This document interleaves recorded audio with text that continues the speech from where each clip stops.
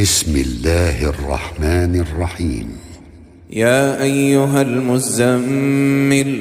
قم الليل إلا قليلا نصفه أو انقص منه قليلا أو زد عليه ورتل القرآن ترتيلا إنا سنلقي عليك قولا ثقيلا إن ناشئة الليل هي أشد وطئا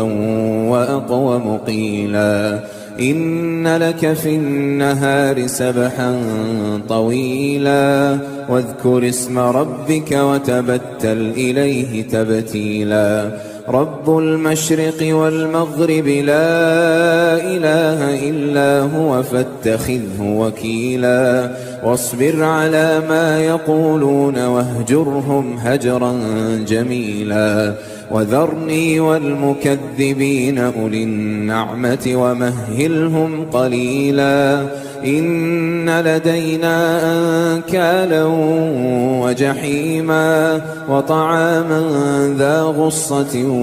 وعذابا أليما يوم ترجف الأرض والجبال وكانت الجبال كثيبا مهيلا إنا أرسلنا إليكم رسولا شاهدا عليكم كما أرسلنا إلى فرعون رسولا فعصى فرعون الرسول فأخذناه أخذا وبيلا فكيف تتقون إن كفرتم يوما يجعل الولدان شيبا السماء منفطر به كان وعده مفعولا إن هذه تذكرة فمن شاء اتخذ إلى ربه سبيلا إن ربك يعلم أنك تقوم أدنى من ثلثي الليل ونصفه وثلثه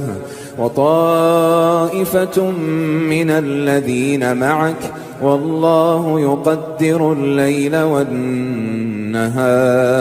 علم أن لن تحصوه فتاب عليكم فاقرؤوا ما تيسر من القرآن علم أن سيكون منكم